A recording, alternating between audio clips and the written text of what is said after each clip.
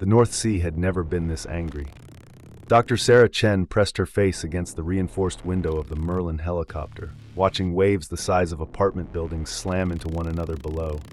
The rotor wash mixed with Category 5 Hurricane Belinda's fury, making the aircraft buck and shudder despite the pilot's best efforts. 5 minutes to target, the pilot's voice crackled through her headset.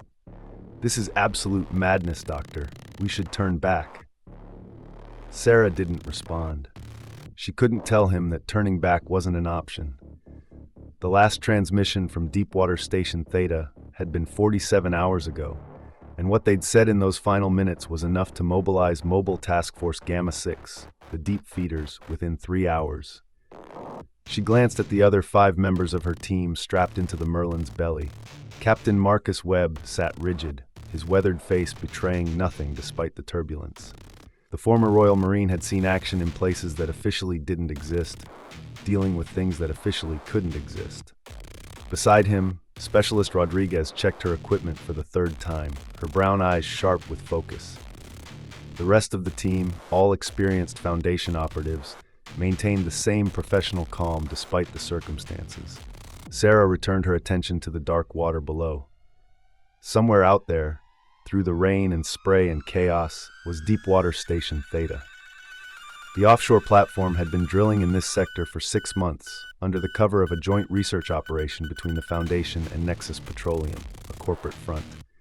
The official mission was geological surveying. The actual purpose was investigation of anomaly cluster NS-44, a series of unusual deep-sea thermal readings that suggested something vast and impossible moving beneath the seabed. 3 days ago, at 0300 hours local time, the night crew supervisor had sent a routine update. Standard drilling operations, normal readings, weather deteriorating but manageable. 6 hours later, the day shift supervisor, a man named Gerald Hutchins, had made an emergency call to Foundation Site 77 in Edinburgh. His voice had been steady, professional, but Sarah had listened to the recording 17 times on the flight from London, and she could hear the tremor underneath. Site 77, this is Deepwater Theta. We've encountered a high-pressure pocket at depth marker 7742. The drill crew reported unusual resistance before breakthrough. We're getting flow now, but... A long pause. The composition is wrong. The spectral analysis doesn't match any known petroleum variant. Request immediate support from Geological Assessment Team. That transmission had raised eyebrows, but not alarms. Unusual geological formations were common in deep-sea drilling. The Foundation had been prepared to send a small analysis team within the week. Then came the second transmission 9 hours later. Hutchins again, but this time the professional veneer had cracked. Site 77, we have a Class 3 situation.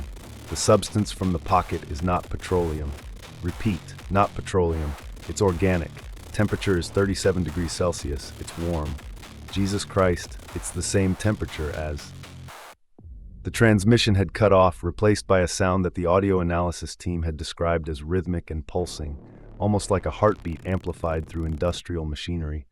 The final transmission had come 6 hours after that. Not Hutchins this time, but someone else, a voice nobody could identify. The words were barely coherent, delivered in a whisper so quiet, the signal processors had to amplify it 500% to make it audible. It's in the pipes. We can feel it moving. The rig is drinking. The rig is hungry. There's something down there in the water waiting. It knows we've opened the vein. It knows we're bleeding the static. Nothing since. Target visual, the pilot announced, jerking Sarah back to the present. She looked down and saw Deepwater Station Theta emerging from the storm like a ghost. The platform was a massive semi-submersible design, basically a floating city of steel and concrete supported by 4 enormous columns anchored to submerged pontoons. Even in the chaos of the hurricane, Sarah could see something was wrong. The rig's emergency lighting was on, bathing the entire structure in sickly red illumination. But more disturbing was the color of the water around the platform. It should have been the dark gray-green of the North Sea. Instead, it was tinged with deep crimson, visible even through the storm-churned foam. An oil spill was bad, but this was something else entirely. The discoloration spread for hundreds of meters in all directions, a massive bloom of red that pulsed and swirled with the waves. Jesus, Rodriguez muttered. Is that what I think it is? Preliminary analysis suggests hemoglobin-rich fluid, Sarah said, keeping her voice level. Approximately 40,000 liters have entered the water based on satellite imaging. The rate of discharge appears to be increasing. Captain Webb leaned forward. Doctor, are you telling me that platform is pumping blood into the North Sea? That's what we're here to determine, Captain. The helicopter descended toward the helipad on the rig's upper deck, fighting the wind every meter of the way. Sarah could see the platform more clearly now, and the wrongness intensified. The metal surfaces were slick with something darker than rain. The pipes that ran along the exterior of the structure appeared to be moving slightly, though that could have been an optical illusion caused by the storm. Several of the windows were dark, but others flickered with that same red emergency lighting, giving the impression of eyes opening and closing. The Merlin touched down hard, bouncing once before the pilot locked the landing gear. "Everybody out, fast!" he shouted. "I need to get airborne before this wind flips us." The team moved with practiced efficiency, unhooking their harnesses and grabbing their equipment packs.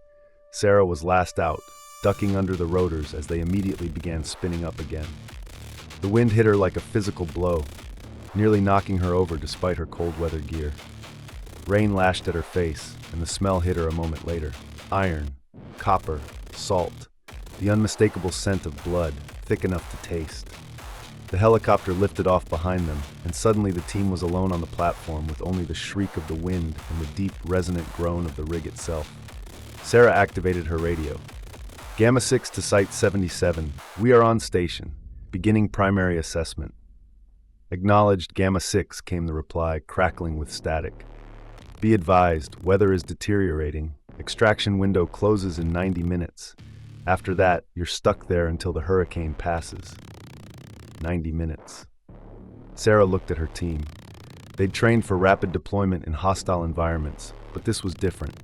This was a ghost ship scenario, except the ship was a 10,000-ton offshore platform in the middle of a hurricane, and instead of simple abandonment, they were dealing with something that defied conventional explanation.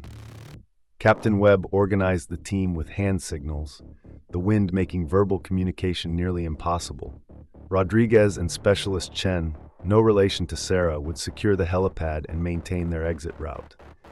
Webb, Sarah, and Specialists Morrison and Jackson would proceed into the rig's interior to locate survivors and assess the anomaly. The entrance to the main accommodation block was 50 meters from the helipad, across a deck that pitched and rolled with the sea's motion. Sarah stayed close to Webb, who moved with his weapon raised, scanning for threats.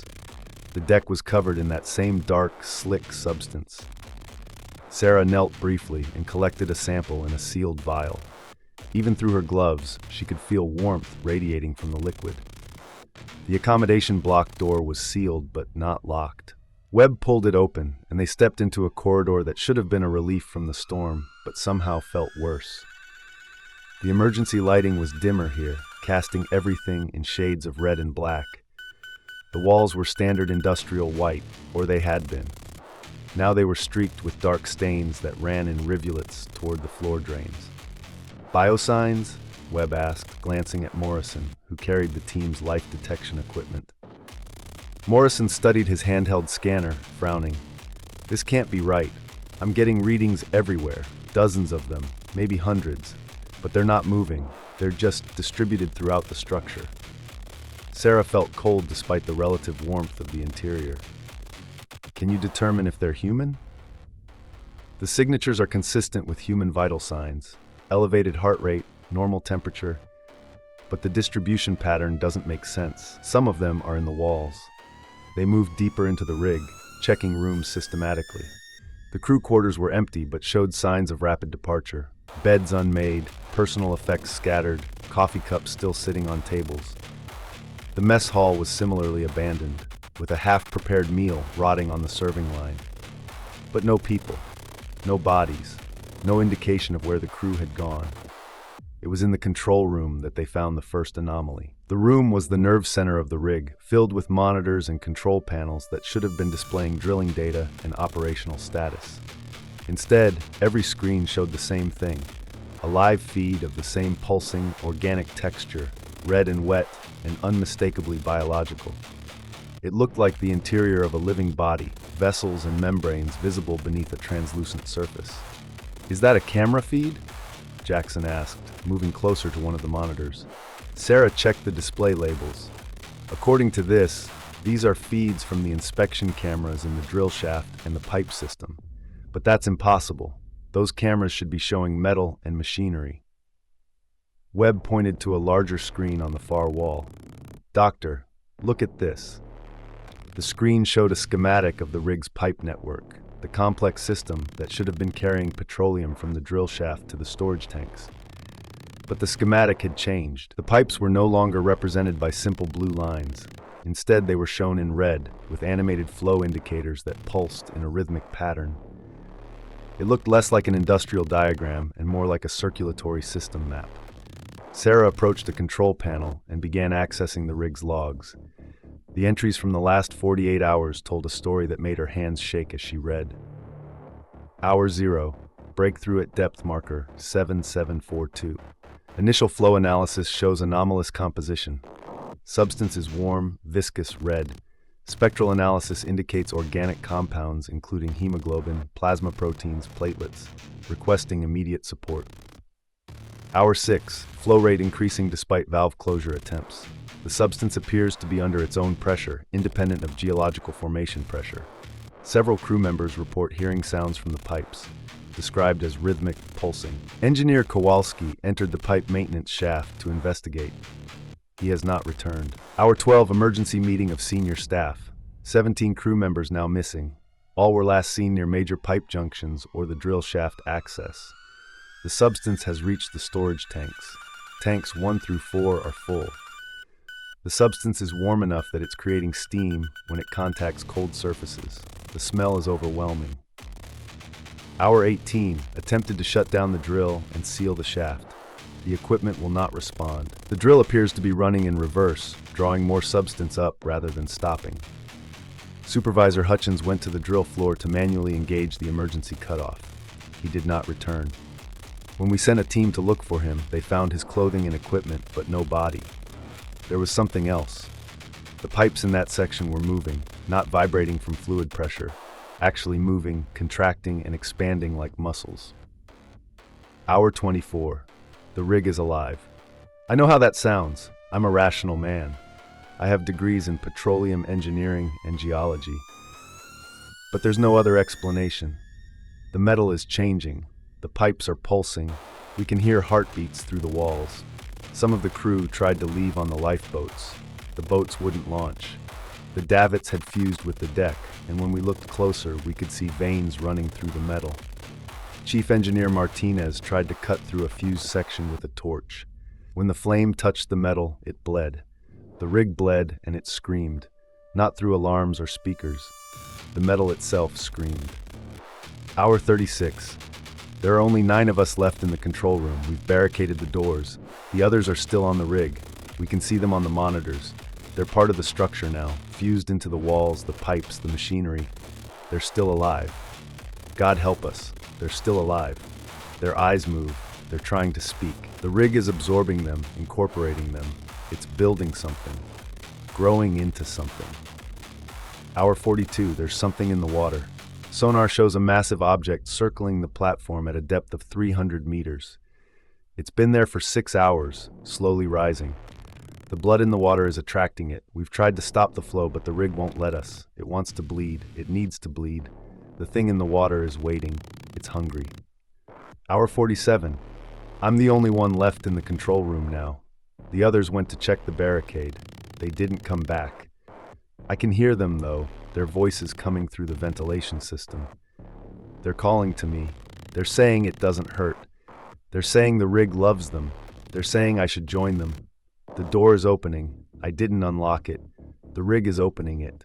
I can see pipes growing through the gap, reaching for me. I'm going to send this log to the Foundation server. If anyone reads this, don't come here. Don't try to help. The rig is alive and it's hungry, and there's something in the water that's even worse. The drilling woke something up. We opened a vein, but it wasn't a vein in the earth. It was something else, something that's been sleeping down there for a very long time. And now it's feeding. Now it's... The log ended. Sarah stepped back from the console, her heart hammering. We need to find survivors and leave. Now. Agreed, Webb said. But before he could continue, Morrison's scanner began emitting a rapid beeping sound. Contact, Morrison said, his voice tight. Multiple biosigns converging on our position. They're in the walls. They're moving through the structure itself. Sarah looked at the walls of the control room.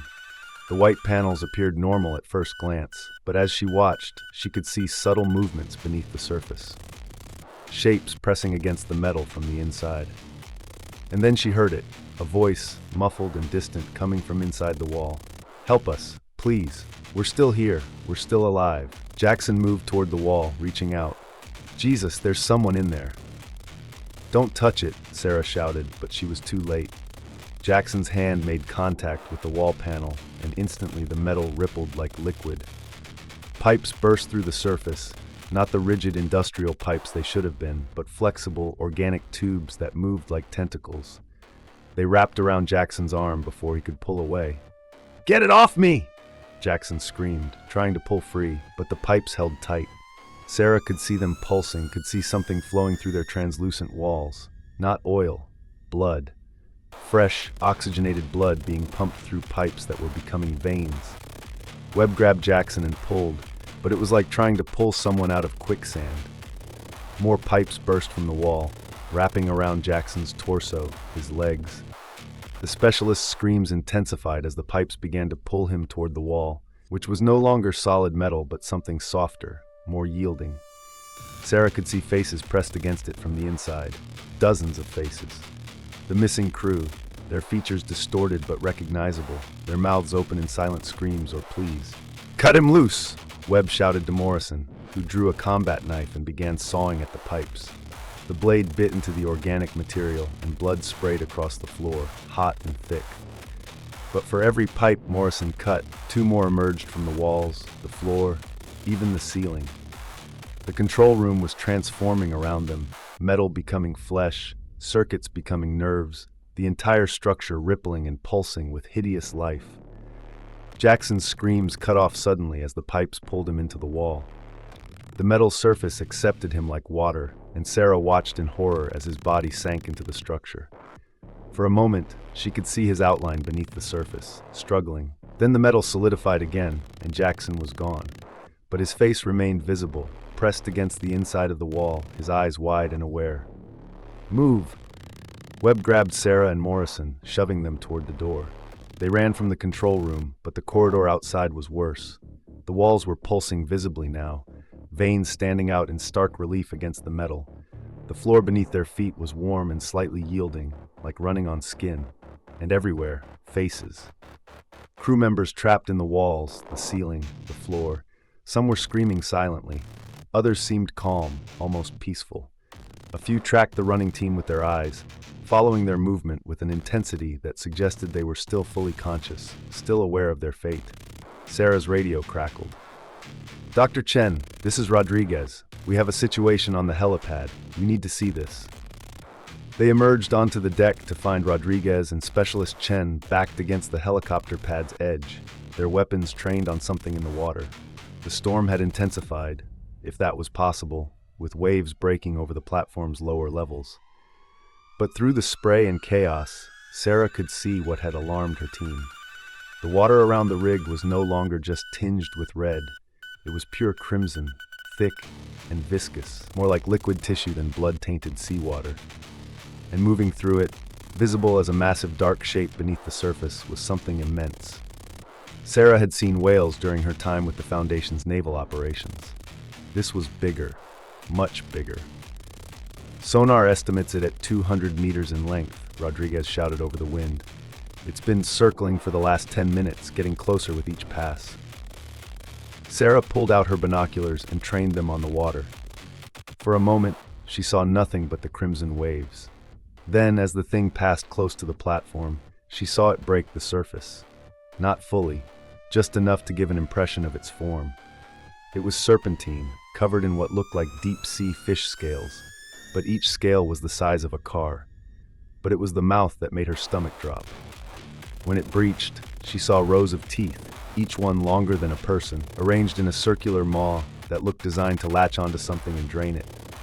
"It's a parasite," Sarah whispered, the realization hitting her like a physical blow. "It's not hunting, it's feeding." The blood in the water. As if in response to her words, the creature dove deep, and a moment later the entire rig shuddered. The groaning of metal intensified, and Sarah felt the platform tilt slightly. The creature had attached itself to one of the support columns below the waterline. "The rig is feeding it," Morrison said, his face pale. The blood pumping through the pipes, spilling into the water. It's like a mother feeding a child. Sarah's mind raced through the implications. The drill had penetrated something deep beneath the seabed. Not a pocket of petroleum, but something biological. Something vast and ancient that existed in the spaces between rock and sediment, surviving in the crushing pressure and darkness of the deep earth. The rig had opened a vein, and now the structure itself was transforming, becoming an extension of whatever they'd tapped into. And the creature in the water, this massive parasitic thing, had been drawn by the blood, recognizing it as food. "We need to destroy this rig," Webb said. "If it continues pumping that substance into the water, if more of those things show up." "The hurricane will spread the contamination," Sarah finished. "Hundreds of kilometers of ocean, all seeded with this biological material. We don't know what it could do to the ecosystem." "Site 77, this is Gamma 6, Webb spoke into his radio. "We need immediate authorization for demolition protocol. The rig is a Class X biological hazard. Recommend subsurface nuclear device to ensure complete destruction of the source anomaly." The response was immediate. "Negative, Gamma 6. Demolition authorization requires direct approval from O5 Council. Current protocols mandate containment and study. Maintain position and continue assessment." Webb looked at Sarah, and she saw her own frustration reflected in his eyes. The Foundation's commitment to understanding anomalies sometimes conflicted with the practical need to destroy them. But there were protocols, chains of command, procedures that existed for good reasons. "Understood, Site 77, Webb replied, continuing assessment. A scream from inside the accommodation block cut through the wind. Sarah spun to see a figure staggering through the doorway. It was one of the missing crew, or what remained of him. His lower body was fused with a mass of pipes that dragged behind him like a grotesque tail. His torso was bare, and Sarah could see his skin had taken on a translucent quality, revealing the organs beneath. But most horrifying were the tubes that emerged from his back and sides, pulsing with blood that was being pumped from somewhere deep inside the rig. "Help me," the man gasped, reaching toward them with hands that were more bone than flesh. "Please, it won't let me die. I can feel everything. The rig is inside me. I'm inside the rig. We're becoming one thing. It's building something. Deep down in the drill shaft, it's building something." "What's it building?" Sarah asked, approaching slowly despite every instinct screaming at her to run. The man's eyes, bloodshot and wild, focused on her. "A heart. The rig is growing a heart. And when it's complete, the pumping will increase. The bleeding will spread. There are more of them out there in the deep water. Hundreds of them. Thousands. They're all waiting for the feeding to begin." Behind him, the accommodation block doorway was transforming. The metal frame was sprouting veins and arteries, pulsing with that same rhythmic beat. Sarah could hear it now, even over the storm, a deep, resonant thump-thump, thump-thump. The rig's heartbeat. "How do we stop it?" Sarah demanded. The man laughed, a wet, gurgling sound. "Stop it? You can't stop it. The drilling woke something that's been sleeping since before humans existed. It's been down there in the dark, in the spaces between the rock, waiting for someone to open the way. Now it's growing, spreading. This rig is just the beginning. It's reaching up through the drill hole, spreading through the pipes, learning about our world. And those things in the water, they're its children, its parasites. Once the heart is complete, once the pumping reaches full capacity, they'll feed until they're strong enough to reproduce. Then they'll spread, across the ocean, up the rivers, into the water supplies. Everywhere there's blood, they can live. Everywhere there's liquid, they can swim. Then we seal the drill shaft, Webb said. Cut off the source. Too late, the man whispered. It's already in the pipes. In the metal, in us. We're all part of it now. Even you. The moment you breathe the air on this rig, the moment you touch the blood, you're infected, you're seeds. When you leave, you'll carry it with you, to your homes, to your facilities, to your families. The rig isn't the anomaly, it's the vector, and you're going to spread it. Sarah felt her blood run cold. She looked down at her gloves, at the dark stains where she'd collected the sample. At the deck beneath her feet, slick with that warm, organic fluid. At the air she'd been breathing for the last 30 minutes. Morrison, run a contamination scan, full spectrum. Morrison pulled out a handheld analyzer and pointed it at Sarah, then at himself. His face went white as he read the results. Positive. We're all positive. There's something in our bloodstream, microscopic organisms. They're multiplying. What do they do? Rodriguez asked, her voice tight. Unknown, Morrison said. But based on what we've seen here, I'd guess they rewrite biological and mechanical systems, turn them into conduits, into parts of a larger organism. Sarah's training took over, pushing down the panic. How long until the transformation becomes irreversible? Impossible to say without proper lab analysis. Could be hours, could be days. Site 77, this is Gamma 6. Sarah spoke into her radio, keeping her voice level. Be advised, team is compromised. We have biological contamination. Requesting immediate quarantine protocols upon extraction. Acknowledged, Gamma 6. Quarantine team will be standing by. Be advised, extraction window is now 60 minutes. Hurricane is intensifying. After that, we cannot guarantee safe approach. 60 minutes. Sarah looked at her team. They were professionals, trained to handle impossible situations. But she could see the fear in their eyes, the knowledge that they were carrying something inside them, something that was already changing them on a cellular level. We have 1 hour, Sarah said. We use it to gather as much data as possible. If we're going to be quarantined, if we're going to be studied, then we make damn sure the Foundation has everything they need to understand this thing and fight it. Webb nodded. Morrison, Rodriguez, you're with me. We're going down to the drill floor. If this thing is growing a heart, we need to see it. We need to document it. He looked at Sarah. Doctor, you and Chen get to the control room. Download everything from the rig systems. Every log, every sensor reading, every camera feed. We need a complete picture.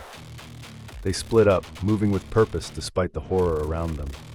Sarah and Chen fought their way back into the accommodation block, past the fused crew member who had collapsed into a twitching pile of flesh and metal. The control room was worse than before. Jackson's face was no longer visible in the wall. He'd been absorbed deeper into the structure. But dozens of other faces had taken his place, pressing against the metal from inside, their mouths moving in unison as if speaking the same words. Sarah tried to ignore them as she accessed the computer systems. The rig's servers were still functional, though the data they contained was increasingly bizarre.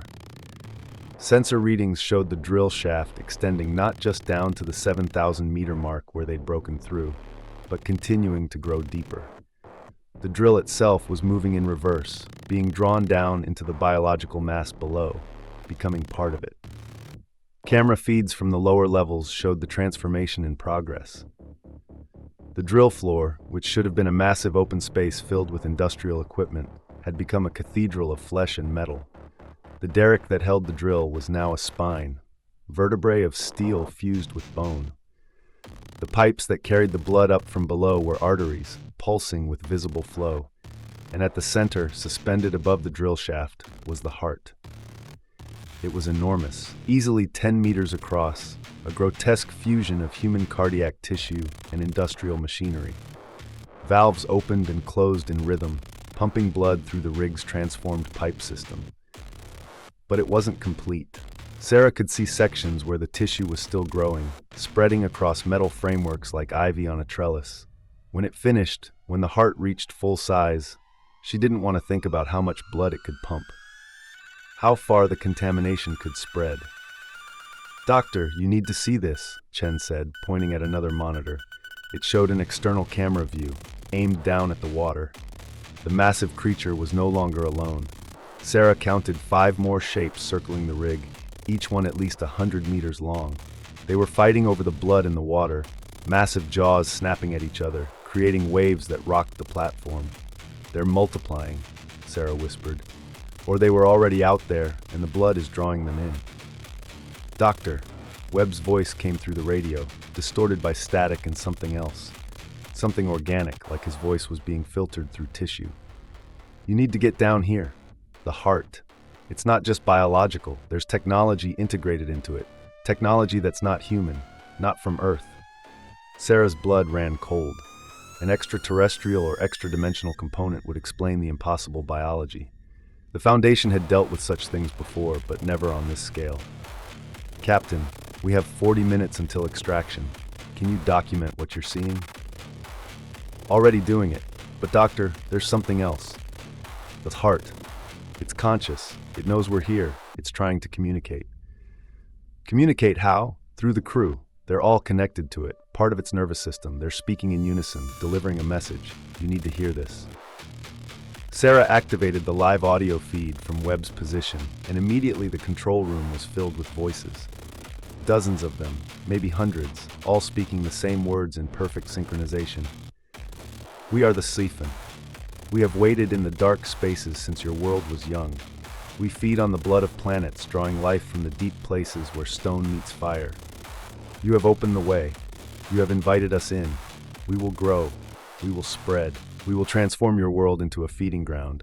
Your oceans will become our veins. Your rivers our arteries. All life will feed us. All life will become us. This is not invasion.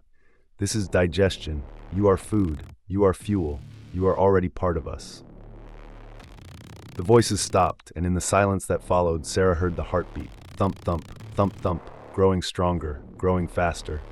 Site 77, this is Dr. Chen, she said into her radio. Update previous assessment. This is not a Class X biological hazard. This is a Class Kappa scenario. Potential XK class end-of-world event. The anomaly is not terrestrial in origin. It's a form of cosmic parasite that feeds on planetary biology. The rig is the initial infection site. If it continues growing, if the contamination spreads beyond this location, containment may become impossible. There was a long pause before Site 77 responded. Acknowledged, Dr. Chen. Emergency protocols are being activated. O5 Council has been notified. Extraction team is inbound. You have 30 minutes. Sarah began downloading everything she could from the rig's systems. Every sensor reading, every log entry, every camera feed. The data was corrupted in places, replaced by something that looked like DNA sequences written in ones and zeros.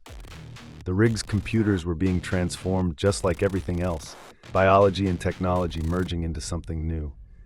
Doctor, we need to leave, Chen said, his voice tight. The walls are closing in, literally. Sarah looked up and saw he was right. The control room was shrinking. The walls were moving inward, not mechanically but organically, like a throat constricting. The faces trapped in the metal were getting closer, their mouths opening wider, and Sarah realized they weren't trying to speak. They were trying to breathe. The rig was suffocating them slowly, keeping them alive but in agony, using their suffering as fuel for its growth. She grabbed the data storage device and ran for the door. Behind her, she heard the control room collapse, metal and flesh compressing into a solid mass. They sprinted through corridors that were actively transforming, pipes bursting through walls like ribs through skin, blood spraying from ruptured valves, the heartbeat growing so loud it made her teeth ache. They emerged onto the deck to find Webb, Morrison, and Rodriguez already there, backing away from the accommodation block entrance. Something was coming through, something massive. The drill itself was rising through the platform, pushed up from below by impossible biological pressure. It emerged from the deck like a tooth erupting from a gum, 30 meters of industrial drilling equipment, now fused with a spine of bone and cartilage. And riding it up, spreading across the deck like a tumor, was the heart. It had grown far larger than Sarah had seen on the monitors. It was now 20 meters across, pulsing with such force that each beat sent tremors through the entire rig. The faces of the crew were visible in its surface, hundreds of them, all fused into the cardiac tissue. Their eyes were open, they were aware, and they were screaming silently, their mouths forming words. Help us, kill us, end this. Extraction team, this is Gamma 6, Webb shouted into his radio. We need immediate pickup. The anomaly is breaching containment. Repeat, immediate extraction required. Gamma 6, this is Extraction 1. a new voice responded. "We have visual on your position." "Jesus Christ, what is that thing?" "Okay, we're coming in hot. Clear the helipad." A Chinook helicopter emerged from the storm, fighting the wind as it descended toward the platform. But as it approached, the heart pulsed, and the blood in the water responded. The massive creatures circling below the rig surfaced, their enormous bodies creating waves that rocked the platform. One of them breached completely, launching itself 30 meters into the air. Sarah saw it clearly for the first time. A lamprey-like body covered in eyes, a circular mouth lined with teeth designed to latch and drain. It was reaching for the helicopter. "Pull up!" Sarah screamed into the radio. "Pull up now!" The Chinook's pilot reacted instantly, climbing hard. The creature missed by meters, its jaws snapping shut on empty air before it crashed back into the blood-red water. But the near miss had forced the helicopter away, and the storm was pushing it further from the rig. "We can't get close," the pilot said. "Those things will knock us out of the sky. You need another extraction point."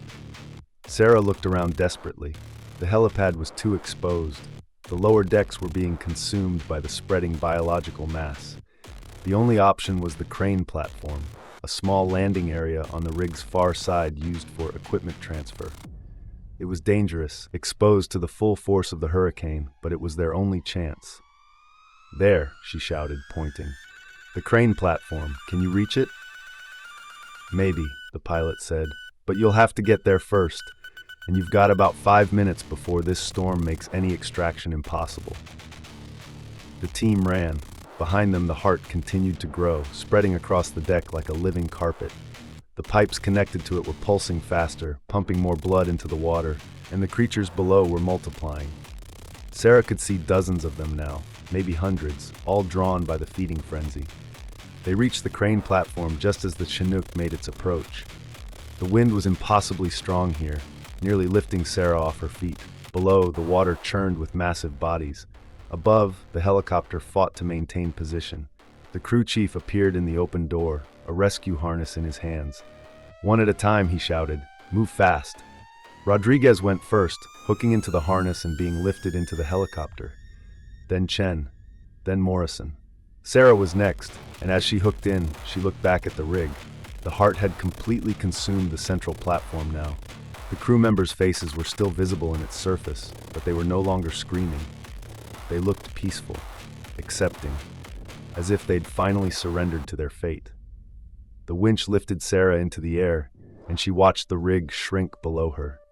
Even from this height, she could see it pulsing, could see the blood pumping through transformed pipes, could see the creatures in the water growing more active, more aggressive. Webb was the last to hook in. But as the winch began to lift him, one of the pipes on the deck ruptured. Blood sprayed across the crane platform, and the creatures below went into a frenzy. One of them launched itself out of the water, jaws spread wide. Webb saw it coming. He unhooked from the harness and dove aside, landing hard on the platform as the creature's jaws snapped shut where he'd been standing. "Webb!" Sarah screamed. The captain rolled to his feet, but more pipes were rupturing, more blood was spraying, and the creatures were everywhere. The Chinook was pulling away, the pilot fighting to keep control in the hurricane's fury. Sarah could see Webb on the platform, could see him raising his radio. "Gamma 6 to Site 77. Webb's voice came through, calm despite everything. "Captain Marcus Webb.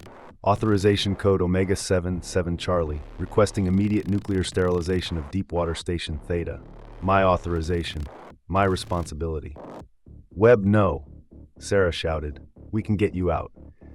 "Negative, Doctor. I'm contaminated. You're all contaminated. But I can make sure this thing doesn't spread further. The rig needs to be destroyed. The drill shaft needs to be sealed. And someone needs to stay here to make sure the detonation is placed correctly." He paused. "Tell my family I died in a training accident. Tell them it was quick." "Captain Webb," Site 77's voice came through. "Your authorization is acknowledged. Asset is inbound. ETA 15 minutes. Yield 2 kilotons. Subsurface penetration design. Godspeed, Captain." The Chinook continued to climb, fighting through the storm. Sarah watched through tears as Webb moved across the rig, navigating the transformed landscape with his weapon raised. He was heading for the drill shaft where he would place the device that would end this. That would end him. The last image she had of Deepwater Station Theta was the heart, pulsing in the storm's red light, surrounded by the massive shapes of the creatures it had drawn from the deep. And one man, alone on a living nightmare, making sure it would never threaten the world again. The Chinook was 10 kilometers away when the horizon flashed white.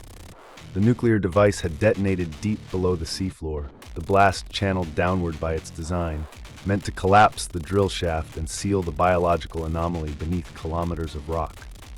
The shockwave hit seconds later, rocking the helicopter but not bringing it down. Sarah looked back, but there was nothing to see. Deepwater Station Theta was gone, vaporized in the initial blast. The creatures in the water were gone, the heart was gone, Captain Webb was gone, but the contamination in her blood remained, in all their blood. Whatever microscopic organisms the rig had introduced to them were still there, multiplying, changing them on a cellular level. They would be quarantined, studied, maybe cured, maybe not.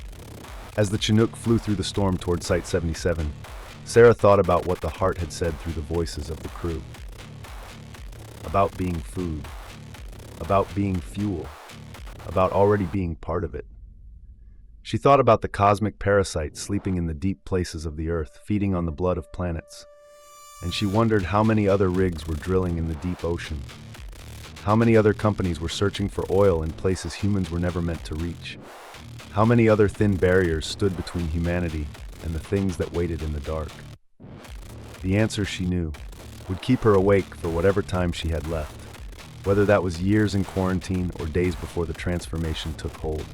Either way, she had her data, she had her evidence, and the Foundation would be ready. They had to be, because the siphon was still down there, still waiting, still hungry, and humanity kept drilling deeper every day.